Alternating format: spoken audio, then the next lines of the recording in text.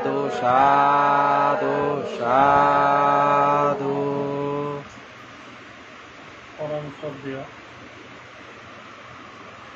মহামান্য ভারতীয় সংঘরাজ্য মহাদেরা উপসংহারা আমার পরম কল্যাণ মিত্র পরম হিতৈষী ধর্মরত্ন মহাস্তবীর মহোদয়, অনেক প্রতিষ্ঠান নিজে করেছেন এবং অনেক প্রতিষ্ঠানে তিনি দানও দিয়েছেন এবং আবাল্য ব্রহ্মচারী। তিনি বর্মাতেও অনেক দিন থেকে শিক্ষা অর্জন করেছেন। আজ তাকে প্রায় 1 বছরের অধিক সময় পরে এখানে দেখে আমার নিজেরও খুব ভালো লাগছে। ভান্তে আমাকে খুবই স্নেহ করেন, খুবই ভালোবাসেন। সেজন্য তিনি অনেক কিছু বলেছেন আমার সম্পর্কে, যদিও বা সেগুলো কতটুকু আমার কাছে আছে জানি না, তবে ভান্তে স্নেহ করেন বলে সেগুলো বলেছেন। আজকে যেখানে এসেছি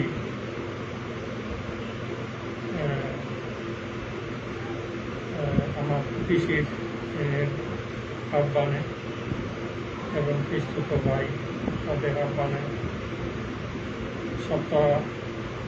দেড় সপ্তাহ পূর্বে তারা বুদ্ধগয়ায় গিয়েছিলেন।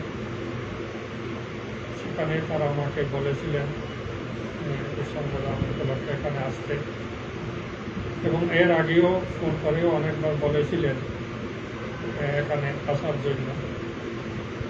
আমার সেভাবে সময় হয়ে ওঠেনি। আজকে অনেক দিন পরে আসতে পেরে আপনাদের সবাইকে এখানে দেখতে পাচ্ছি। সবাই পরিচিত জন, সবাই আপনারা বুদ্ধগয়া যেতেন, দেখতাম। এখানে এসে সবাইকে দেখে খুবই আনন্দ পাচ্ছি। বুদ্ধ বলেছেন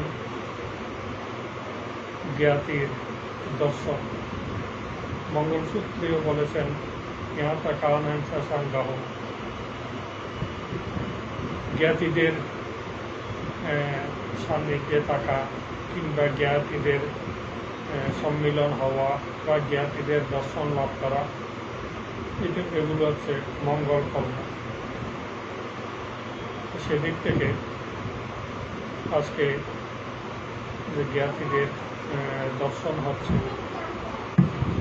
এই জন্য এটা একটা বাড়তি মঙ্গল এখানে যোগ হয়েছে।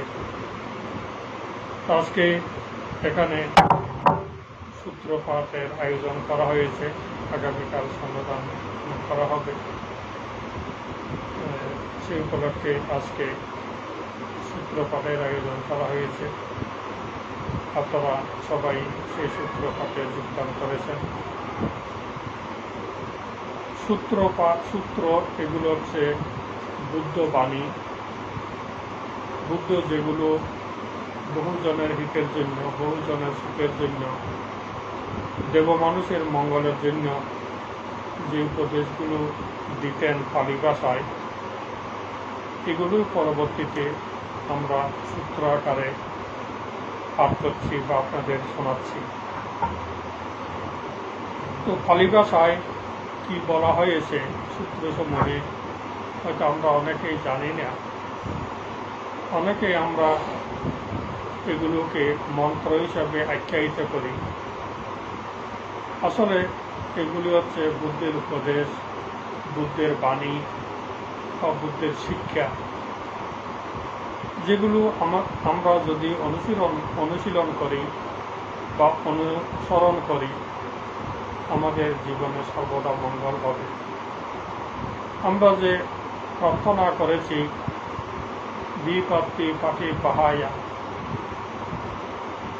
ভান্তে আমার সমস্ত বিপত্তি দূরীভূত হওয়ার জন্য সব্বা সম্পত্তি সিদ্ধিয়া সমস্ত সম্পদ সিদ্ধ হওয়ার জন্য লাভের জন্য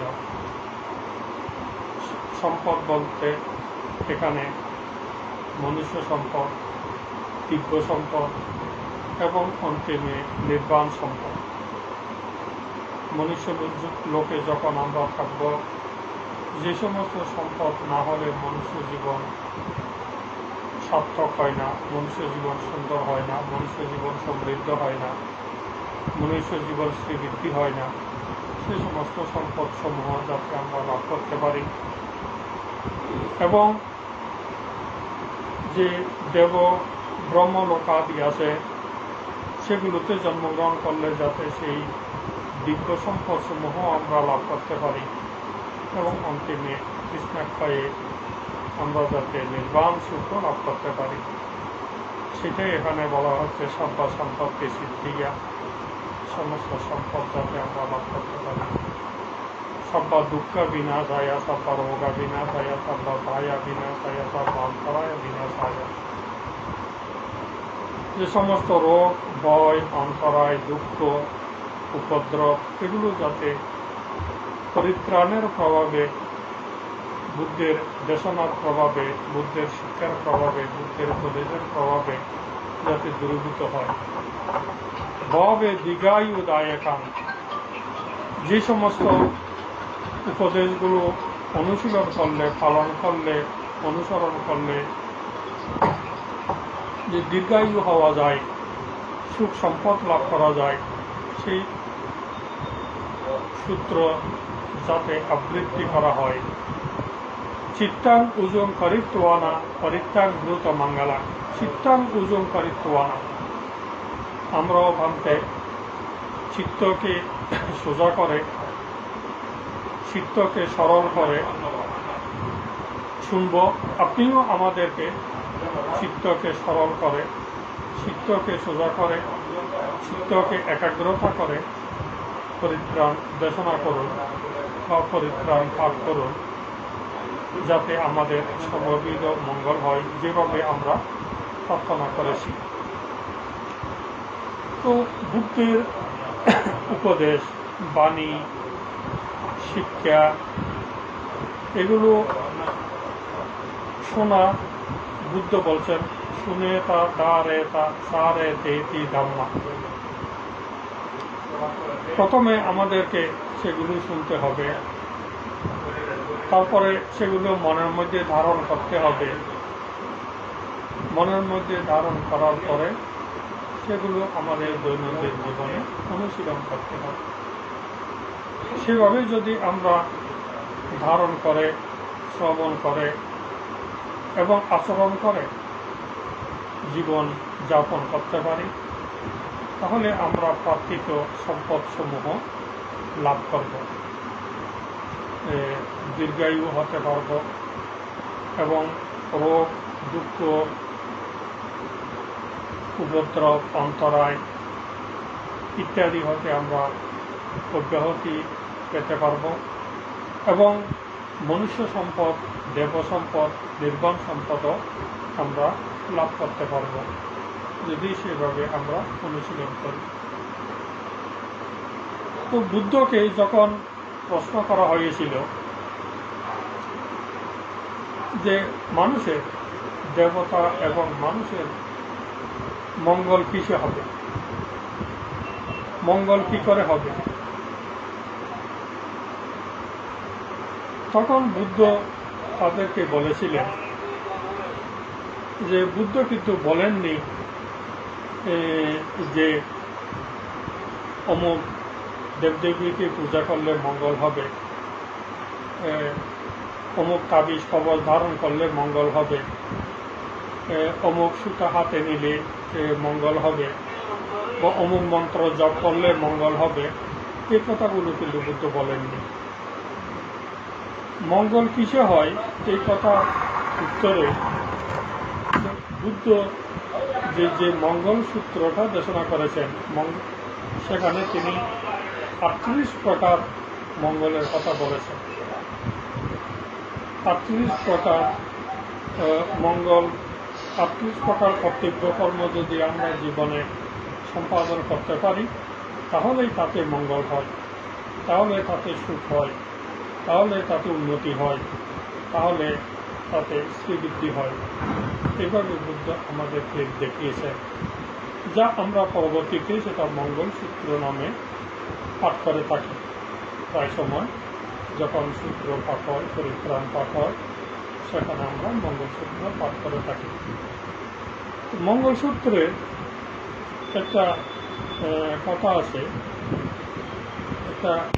একটা বাক্য আছে, গারবোচা নিবাতোচা সন্তুষ্টিচা কথাইয়তা কালেনা ধম্ম শ্রবণাং এতাং মঙ্গলম উত্তমম। এটা হচ্ছে মঙ্গলসূত্রের একটা গাথা।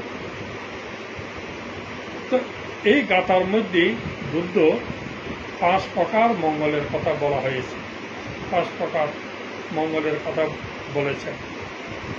সে 5 প্রকার মঙ্গল কি কি? গারবোচা নিবাতোচা সন্তুষ্টিচা কথাইয়তা কালেনা ধম্ম শ্রবণাং। এই 5টা। প্রথমত গারবোচা। গারব মানে গৌরবনীয় জনকে গৌরব করা, সম্মানিত জনকে সম্মানিত করা, পূজনীয় জনকে পূজা করা, এটাকে বলা হয় গারবোচা, গৌরব করা। আমরা যখন অপরকে গৌরব করি, অপরকে সম্মান করি, তাহলে তাতে আমার মঙ্গল ব্যতীত অমঙ্গল নাই। তো বুদ্ধ এটাকে বলছেন গারবোচা, আমাকে অন্যজনকে গৌরব করতে হবে। যারা গৌরবের পাত্র, যারা সম্মানের পাত্র, তাদেরকে আমাদেরকে গৌরব করতে হবে, সম্মান করতে হবে, পূজা করতে হবে। গারবোচা। দ্বিতীয় বলছেন নিবাতোচা। নিবাতোচা মানে বিনীত হওয়া, পোলাইটনেস, বিনীত হওয়া। আমাদেরকে ভদ্র হতে হবে, আমাদেরকে নম্র হতে হবে, আমাদেরকে শালীন হতে হবে, আচার আচরণে শালীন হতে হবে, কথাবার্তায় শালীন হতে হবে, আমাদেরকে কথাবার্তার মধ্যে নম্রতা থাকতে হবে, কথাবার্তার মধ্যে ভদ্রতা থাকতে হবে, পোলাইটনেস থাকতে হবে, তাহলে আমার মঙ্গল হবে। যদি আমি ভদ্রতার পরিবর্তে অভদ্রতা আচরণ করি, অভদ্রভাবে কথা বলি, তাহলে আমার জীবনে কখনো মঙ্গল হবে না, আমার জীবনে কখনো শ্রীবৃদ্ধি হবে না, আমার জীবনে কখনো উন্নতি হবে না। সেই জন্য বুদ্ধ বলছেন নিবাতোচা, পোলাইটনেস হতে হবে, নম্র হতে হবে, ভদ্র হতে হবে, আচার আচরণে, কথাবার্তা, শিক্ষা চেতনায় সব ক্ষেত্রে আমাকে ভদ্রভাবে আচরণ করতে হবে। তৃতীয় কথায় বুদ্ধ বলছেন, তৃতীয় মঙ্গলের বিষয়ে বুদ্ধ বলছেন সন্তুষ্টি কথাইয়, সন্তুষ্টি, সন্তুষ্ট থাকতে হবে। সন্তুষ্ট মানে আমি সৎভাবে জীবনযাপন করে, কোনো অসৎ উপায় অবলম্বন না করে, আমার বিদ্যা, বুদ্ধি, জ্ঞান, বিবেচনায়, শক্তি, সামর্থ্য, পরিশ্রমে আমি যা লাভ করেছি, তার মধ্যে আমাকে সন্তুষ্ট থাকতে হবে। যে সন্তুষ্ট থাকতে পারে না, তাকে দুনিয়ার সব কিছু দিলেও কখনো সে সন্তুষ্ট হতে পারবে না। আরো চাই, আরো চাই, আরো চাই, আরো চাই, এইভাবে হাউতাস করতে থাকবে। এজন্য বুদ্ধ বলছেন, যার কাছে সন্তুষ্টিটা নাই, সে জীবনে কখনো সুখী হতে পারে না। কিন্তু যার কাছে সন্তুষ্টিটা আছে, যা আছে সে নিয়ে যদি সে সন্তুষ্ট থাকে, তাহলে সে নিজেও সুখে থাকে, অপরকেও সে সুখের অংশীদারি করে। এই জন্য বুদ্ধ বলছেন সন্তুষ্ট থাকতে হবে আমাদেরকে। সন্তুষ্ট কিসে? সন্তুষ্ট মানে এই নয় যে আমি যে অবস্থায় আছি সেই অবস্থায় আমাকে থাকতে হবে, সেটা নয়। আমি যে অবস্থায় আছি আমার পরিশ্রমে, আমার জ্ঞান বুদ্ধিতে, আমার বিদ্যা বুদ্ধিতে আমাকে প্রচেষ্টা করতে হবে আরও উন্নত স্তরে যাওয়ার জন্য। সেটা সদ উপায়ে সম্যকভাবে সব রাস্তা অবলম্বন করে আমাকে যেতে হবে। তো এইভাবে আমরা যা কিছু লাভ করব এতে আমাকে সন্তুষ্ট থাকতে হবে। আমার ভোগের জন্য, আমার বিলাসিতার জন্য বা আমার জীবনযাপনের জন্য অসৎ উপায় অবলম্বন করে আমি উপার্জন করব না, সেটার কথা বুদ্ধ বলেননি। বুদ্ধ বলছেন সৎ উপায়ে থেকে যা কিছু অর্জন করা যায় তাতে সন্তুষ্ট থাকতে হবে, তাতে মঙ্গল হবে। তারপরে বুদ্ধ বলছেন কাতাইনিয়তা, কৃতজ্ঞতা থাকা। কৃতজ্ঞতা মানুষের একটা বড় গুণ। বুদ্ধ বলছেন কাতাইয় কাতাবে দুর্লভা লোক আসমিন বিক্ষাবে। ভিক্ষুগণ, পৃথিবীর মধ্যে দুইজন ব্যক্তির আবির্ভাবকে আমি দুর্লভ বলছি। দুর্লভ মানে যা সহজে হয় না, দুর্লভ, কঠিন। তো সেরকম দুইজন লোকের আবির্ভাব জগতে দুর্লভ বলেছেন। কোন দুইজন? একজন হচ্ছে উপকারীর উপকার স্বীকার করে এরকম লোক, আরেকজন হচ্ছে উপকারীর প্রত্যুপকার করে এরকম লোক। এই দুইজন লোককে বুদ্ধ দুর্লভ বলছেন, সচরাচর দেখা যায় না। আমরা প্রায় সময় দেখে থাকি, তুমি আমাকে কি করেছ, তুমি আমাকে কি দিয়েছ, তোমার দ্বারা আমি কি পেয়েছি, এইভাবে ব্লেম করতে থাকি। যে আমি যে সে আমাকে কি করেছে তার গুণগুলো আমি কখনো বলি না বা প্রকাশ করি না। তো বুদ্ধ বলছেন যে কৃতজ্ঞতা মানুষের একটা বড় গুণ। কৃতজ্ঞতা যার কাছে নাই সেও জীবনে কখনো সুখী হতে পারে না, তার জীবনে কখনো মঙ্গল হয় না। সেজন্য কৃতজ্ঞতা থাকতে হবে। কৃতজ্ঞতা, বুদ্ধ কত কৃতজ্ঞ ছিলেন, কৃতজ্ঞতা কোত্থেকে শুরু হয়েছে। আপনারা যারা বুদ্ধগয়ায় গিয়েছেন দেখেছেন, তিনি বুদ্ধিবৃক্ষের নিচে ধ্যান করেছেন, বুদ্ধিবৃক্ষের নিচে ধ্যান করে তিনি জ্ঞান লাভ করেছেন। তো সেটা আছে পাটামান বুদ্ধি পাল্লাঙ্কা, প্রথম সপ্তাহ তিনি বুদ্ধিবৃক্ষের নিচে অতিবাহিত করলেন। দ্বিতীয়াং অনিমিষাম পিসেন, অনিমের চিত্ত বলে একটা চিত্ত আছে। দ্বিতীয় সপ্তাহ তিনি ওখানে কি করেছেন, ওখানে দাঁড়িয়ে বুদ্ধিবৃক্ষের দিকে হয়ে অপলক নেত্রে 1 সপ্তাহ পর্যন্ত কৃতজ্ঞতা প্রকাশ করেছেন। কাকে কৃতজ্ঞতা প্রকাশ করেছেন? একটা বৃক্ষকে তিনি কৃতজ্ঞতা প্রকাশ করেছেন। এটা পৃথিবীর ইতিহাসে আর নাই। বৃক্ষের কাছে পর্যন্ত তিনি কৃতজ্ঞতা প্রকাশ করেছেন। এই বৃক্ষ তাকে ছায়া দিয়েছে। তো নিত্যানিশংস সূত্রে বলছে কি, যে বৃক্ষ ছায়া দেয়, যে বৃক্ষ ফল দেয়, সেই বৃক্ষের যে ক্ষতি করে সে মিত্রদ্রোহী, সে মিত্রদ্রোহী। যে বৃক্ষ ছায়া দিয়েছে, যে বৃক্ষ অক্সিজেন দিয়েছে, যে বৃক্ষের ছায়াতলে বসে তিনি জ্ঞান লাভ করেছেন, সেই বৃক্ষকে 1 সপ্তাহ পর্যন্ত তিনি কৃতজ্ঞতা প্রকাশ করেছেন। কত বড় গুণ। তো বুদ্ধ এই জন্য বলছেন যে কৃতজ্ঞতা প্রকাশ এটা মানুষের সবচাইতে একটা অন্যতম বড় গুণ, এবং যারা এইভাবে কৃতজ্ঞতা প্রকাশ করতে পারে তাদের জীবনে মঙ্গল ব্যতীত অমঙ্গল নেই। এই জন্য আমরা জীবনে যার কাছ থেকে যা পেয়েছি সেটা সামান্য হোক কিংবা বড় কিছু হোক, তাদের প্রতি আমাদের সবসময় কৃতজ্ঞতা থাকা উচিত। যেমন আমি তো আজকে বড়সম্পত্তি বানতে হতে পারিনি। আমার এই বড়সম্পত্তি বানতে হয় আসতে আমাকে 57-58 বছর এখন গত করতে হবে। তো 57-58 বছর পর্যন্ত মাতৃগর্ভ থেকে ভূমিষ্ঠ হয়ে আসা পর্যন্ত কত মানুষের দান আমার জীবনে আছে, সেটা বলে শেষ করতে পারবো না।